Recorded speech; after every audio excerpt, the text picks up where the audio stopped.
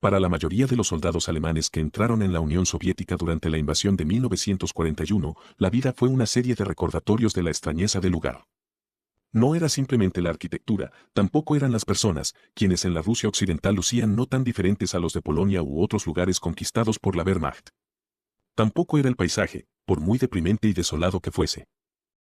No, en realidad era una intangible, indescriptible y siempre presente sensación de estar perdido en otra dimensión. Muchos de los soldados alemanes que marcharon a la cuna del socialismo sintieron que entraban de alguna manera al pasado, a siglos anteriores y necesitaban la presencia de su propia cultura para sentirse reasegurados. La enormidad del país reforzaba la idea de que la campaña en el este era una carrera hacia lo desconocido. Como los soldados de todos los ejércitos y todas las épocas tenían claro que el alto mando frecuentemente, de hecho usualmente, los enviaba a ataques o fijaba objetivos que muchas veces estaban más allá de sus capacidades. Nada los preparó, sin embargo, por mucha veteranía que hubiesen conseguido en las primeras campañas de la guerra, al casual desprecio mostrado por los comandantes del Ejército Rojo por la vida de sus propios soldados.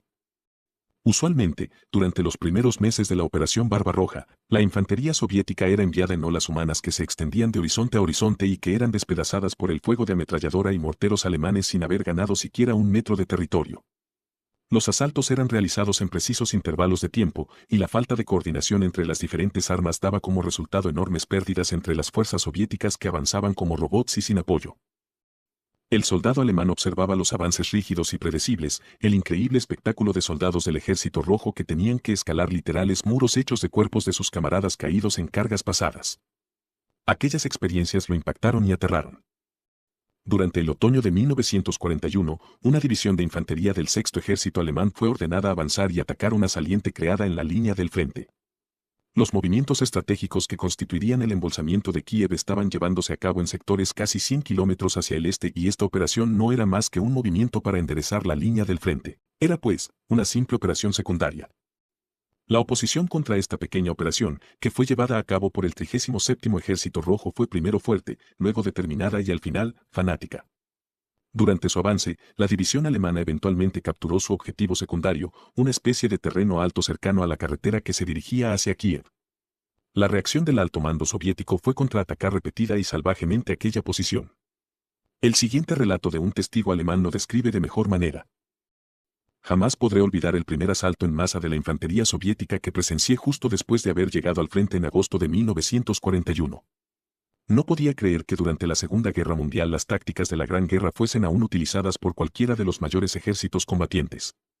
Todo el asalto fue manejado tan ineptamente que encontré difícil de creer que estuviese siendo llevado a cabo por un ejército profesional, y esta incompetencia reforzaba la creencia tenida en aquel tiempo por muchos oficiales alemanes de que el Ejército Rojo no era diferente al ejército de los tiempos del zar. Era la misma vieja aplanadora de hombres sin mente.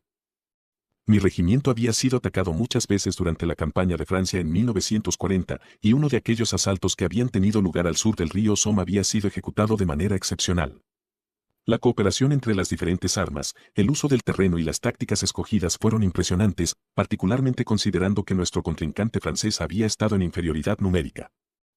El asalto soviético, por otra parte, fue llevado a cabo por masas de hombres que no tenían ningún interés en esconderse, en engañar, sino que confiaban en el enorme peso de sus números para abrumarnos. Nuestro regimiento había ocupado el terreno alto a la derecha de una villa y por tanto, dominábamos no solo el camino hacia Kiev sino que la campiña al frente nuestro por varios kilómetros. El terreno era bastante abierto y carecía de bosques o cualquier cosa que sirviera de obstáculo aparte de algunos matorrales bajos. Inmediatamente y al frente nuestro, se extendía terreno muerto y por lo tanto teníamos buena visibilidad por lo menos por 600 metros.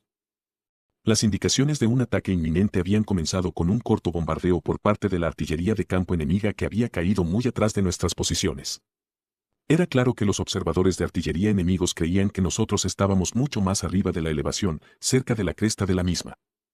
Ambos batallones nuestros estaban juntos con las compañías de ametralladoras, ya que nuestro alto mando trajo al frente todas las armas automáticas que teníamos una vez que se dio cuenta de las intenciones del enemigo. Los bombardeos de artillería soviéticos comenzaban, se detenían y luego, volvían a comenzar.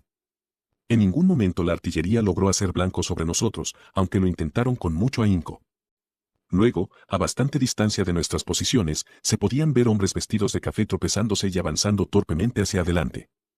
Los primeros comenzaron a cruzar un pequeño riachuelo y a unos 200 metros atrás venía otra línea de hombres. Luego, como crecidas desde la tierra surgía una tercera, una cuarta y una quinta. Las líneas de soldados soviéticos se estiraban a la derecha e izquierda por toda la extensión de nuestro frente regimental y así, los soldados enemigos comenzaron a avanzar contra nuestras posiciones. Era una visión increíble, el sueño de un ametrallador. Se rumoreaba que los comisarios soviéticos preparaban los asaltos de la siguiente manera. Primero determinaban el número de nuestras ametralladoras. Luego, multiplicaban ese número por la cantidad de tiros por minutos que las armas eran capaces de disparar.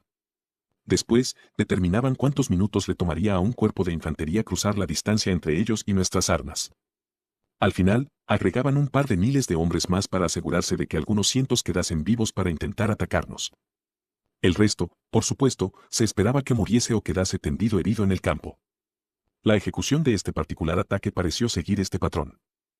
A 600 metros abrimos fuego y secciones completas de la primera línea desaparecían entre nubecillas rojizas que se entremezclaban con el polvo levantado por los tiros que daban en el suelo. Los muertos se desvanecían en el suelo, dejando a los pocos sobrevivientes avanzar solos y por su cuenta, casi sin notar la carnicería que tenía lugar a su alrededor. Era desconcertante, increíble, inhumano. Ninguno de nuestros soldados habría continuado avanzando solo en tales circunstancias.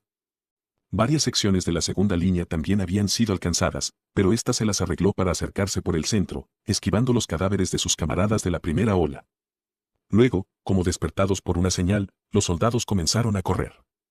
Comenzó a escucharse como nacido de la tierra un sordo y grave hurra, que se mantuvo por un tiempo.